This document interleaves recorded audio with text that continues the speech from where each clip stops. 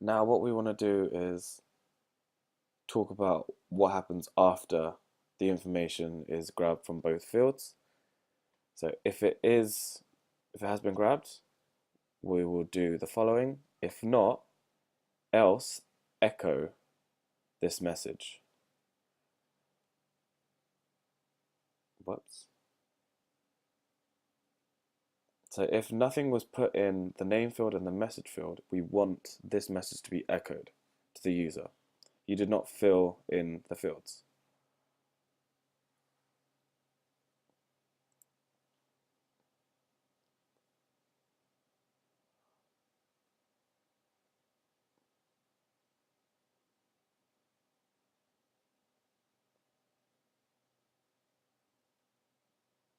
Now we will talk about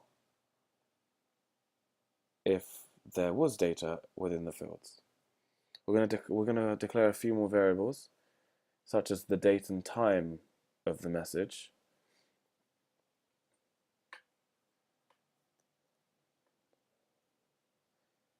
So we're going to declare the month, the day of the month.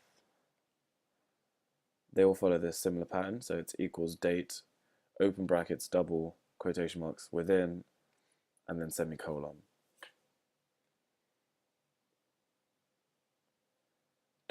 $year, again with the same pattern.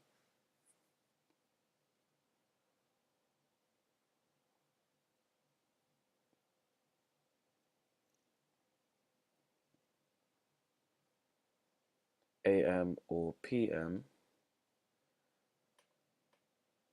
we're going quite specific with the date and time.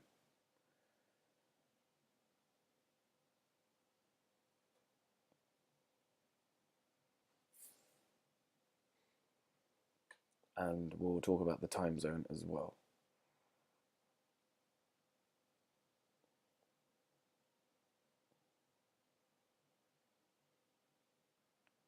Now, there are special case letters that go within the brackets.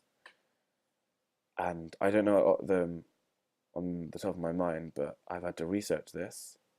So with month, it's capital F, day of month, so the day is D, year is capital Y, AM or PM is lowercase a, and then time zone is capital T.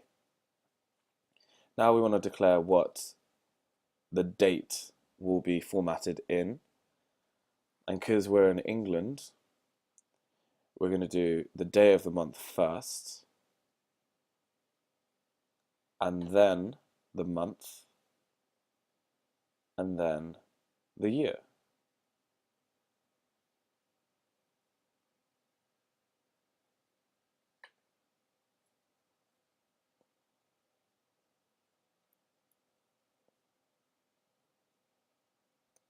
Let's state our query. So we want to connect to our MySQL query. This just states we're going to post the information back into our table once we've clicked submit. So insert in capital letters and into in capital letters our table, which is called Guestbook in our database.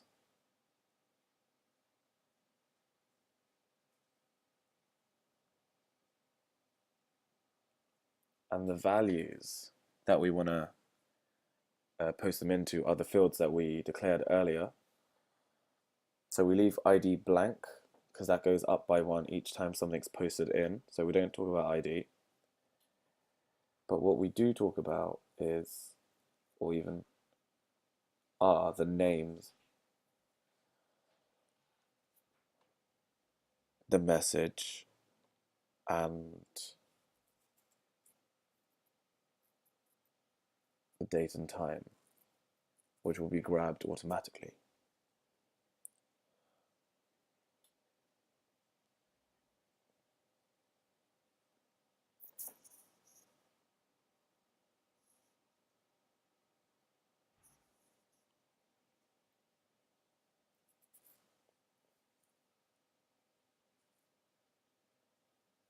See, now what I've forgotten to do is declare the time. we've declared the date, but I haven't declared the time. So I'll do that in a second. But what we need to do is create a new PHP file because we need to declare how we're going to connect to the database. So open up and close up our PHP tags.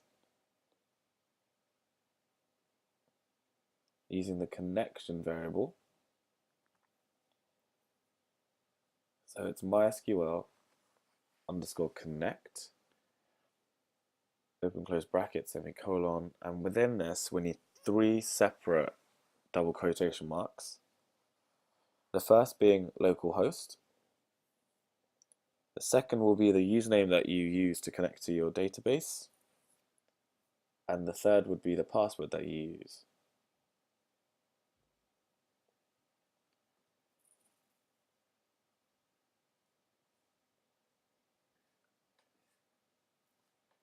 And now we're going to declare how and what database we are going to connect to. And mine is DB1021402. And then $connection, which is what we've just declared. Now we save that in the guestbook folder as well and call it connect.php.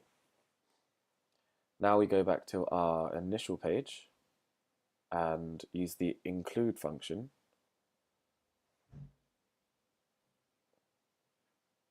Open the brackets, close it, and within this it's connect.php. Spelled that wrong.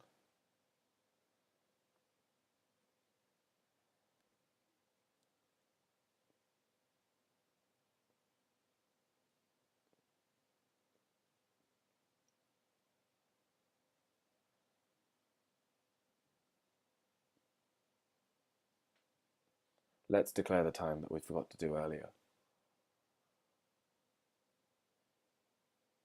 So to declare the time, we need seconds. Oh no, we'll do hours first. Again, same pattern.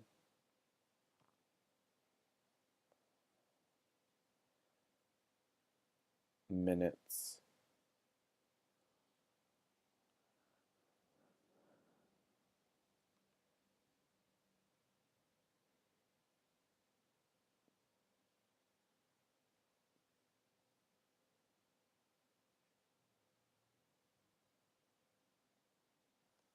And seconds.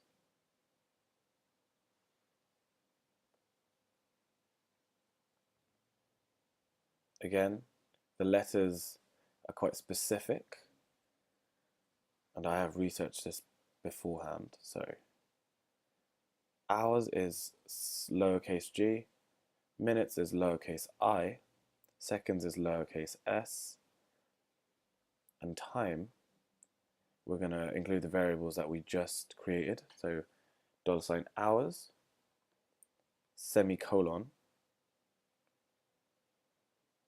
minutes, semicolon again, and seconds. This will create the format in how our time will be shown. Now that that's done, let's save this file back into our folder on our server when it decides to connect.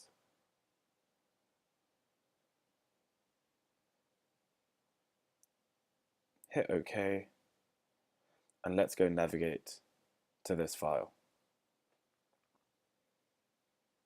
So refresh it, and let's test it out.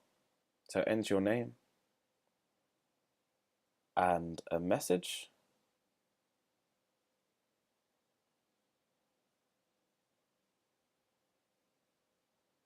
And submit it.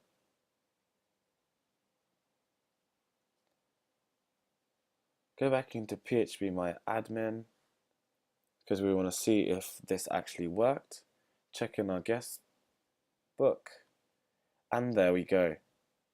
We can see that Niv Suresh has entered a comment, which you can see in the fields as well. on the 16th of January at a specific time, and the time zone is given as well. Perfect. It works.